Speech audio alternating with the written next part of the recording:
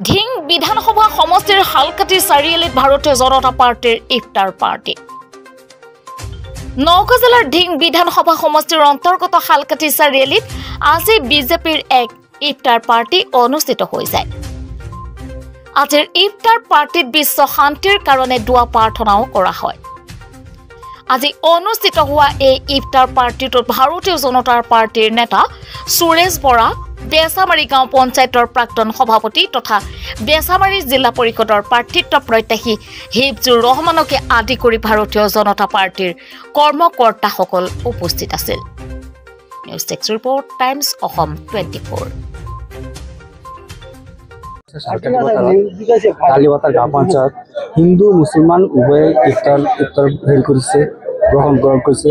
ভাল কথা, হিন্দু আৰু মুছলমান একেলগে ইফতাৰ কৰিছে। এইটো আজান শংকৰ দেশ মিলাপ্ৰীতি থকাটো আমাৰ দায়িত্ব আৰু কৰ্তব্য। পদক্ষেপ যেনেকে আক্ৰমণ কৰিছে, কি ক'ব আপুনি এজন বিজেপি লিডাৰ হিচাপত?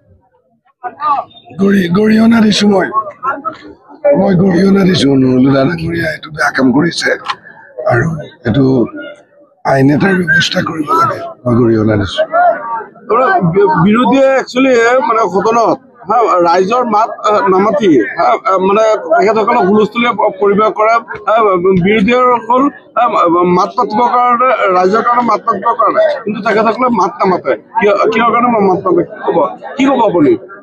ৰাইজে সকলো দেখি আছে আৰু তাৰ উত্তৰ ৰাইজে পঞ্চায়তত দিব, ৰাইজে তাৰ উত্তৰ ২৬ ইলেকশ্যনত দিব। আৰু তেওঁলোকক বহুখিনি মানুহকে অহা বিধানসভাত আপোনালোকে দেখিবলৈ নাপাব। আৰু ঠিক আছে, মাইনৰিটি অঞ্চলত মাইনৰিটি ৰাইজে বিজেপিক তেওঁলোকৰ মাজলৈ নিমন্ত্ৰণ কৰিছে। আজি মোক তেনেকৈ ৰাইজে মাতিছে, ইয়াত দোৱা কৰিছে, আমিও ৰাইজৰ লগত আছোঁ। গতিকে সকলো মিলি এইবাৰ ঢিং সমষ্টিটো অসমৰ মুখ্যমন্ত্ৰী ডক্টৰ হিমন্ত বিশ্ব শৰ্মা ডাঙৰীয়াক বিজেপি দলৰ হৈ উপহাৰ দিব বুলি ঢিঙৰ মাইনৰিটি ৰাইজে আমাক জনাইছে। নুৰুল এজন তেনেকুৱা প্ৰকৃতিৰ মানুহ, সকলোৱে জানে। আৰু দ্বিতীয়তে তেখেতসকলক কৰিবৰ কাৰণে কোনো ইছ্যুৱে নাই। আচলতে তেখেতসকলে এতিয়া পঞ্চায়ত নিৰ্বাচন আহিছে, কিবা এটাতো ইছ্যু লাগিব। যিটো ইছ্যু লৈ পেলাই ৰাইজৰ ওচৰলৈ ভোট বিচাৰি যাব, তেখেতসকলৰ সেইটো ইছ্যু নাই। সকলো একমাত্ৰ ইছ্যু অসমৰ জনসাধাৰণে এটাই বিচাৰে, উন্নয়ন। আমাৰ দলটোৱে, বিজেপি দলে যি উন্নয়নৰ যি জয়যাত্ৰা আৰম্ভ কৰিছে, এইবিলাকতে তেখেতসকলৰ উন্নয়ন দেখি তেখেতসকলে বিচলিত হৈ গৈছে। আচলতে তেখেতসকলৰ কোনো এজেণ্ডাই নাই, আচলতে সেইকাৰণে উৎপাত কৰি ফুৰিছে।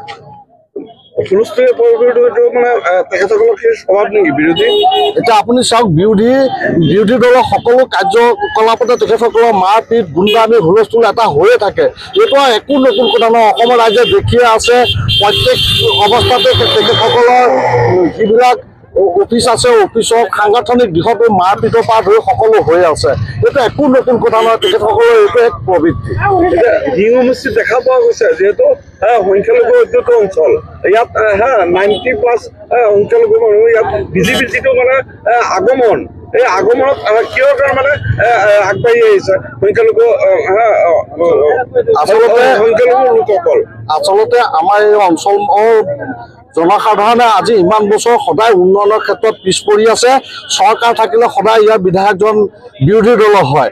একমাত্ৰ উন্নয়নৰ স্বাৰ্থতে আমাৰ যিখন চৰকাৰ আছে, চেণ্ট্ৰেলত চৰকাৰ, অসম চৰকাৰ, আমাৰ অঞ্চলটো সঁচাকৈ পাছপৰা। অসমৰ সকলো সমষ্টিৰ ভিতৰত আটাইতকৈ পাছপৰা সমষ্টি হ'ল ঢিং সমষ্টি।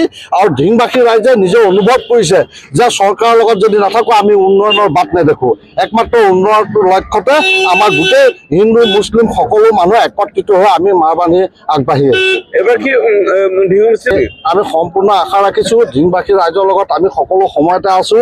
আমি দেখিছোঁ তেখেতসকলৰ মনোভাৱ দেখিছোঁ। যিসকল ব্যক্তিয়ে সদায় UDF বা কংগ্ৰেছ কৰি আছিল, তেখেতসকলে মুকলিমূৰীয়াকৈ আপোনালোকে আজিয়ে দেখিছে, ইয়াত আমাৰ বিজেপিৰ ফ্লেগৰ তলত এনেকুৱা এটা অনুষ্ঠানত সকলো মানুহ একত্ৰিত হৈছে। এয়ে আপোনালোকে দেখিছে নমুনা। আগন্তুক পঞ্চায়ত হওক আৰু বিধানসভাত আপোনালোকে দেখিব ঢিং সমষ্টিত বিজেপিৰ বাদে আৰু কোনো দলেই নাথাকে। ধন্যবাদ।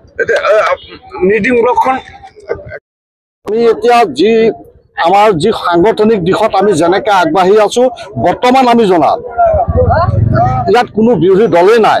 বিজেপি একমাত্ৰ দল যি নেকি ইয়াত কাম কৰি আছে। আগন্তুক নিৰ্বাচনত বিজেপি বাদে ইয়াত বিধানসভা হওক বা পঞ্চায়তত আপোনালোকে কাকো ইয়াত নেদেখে।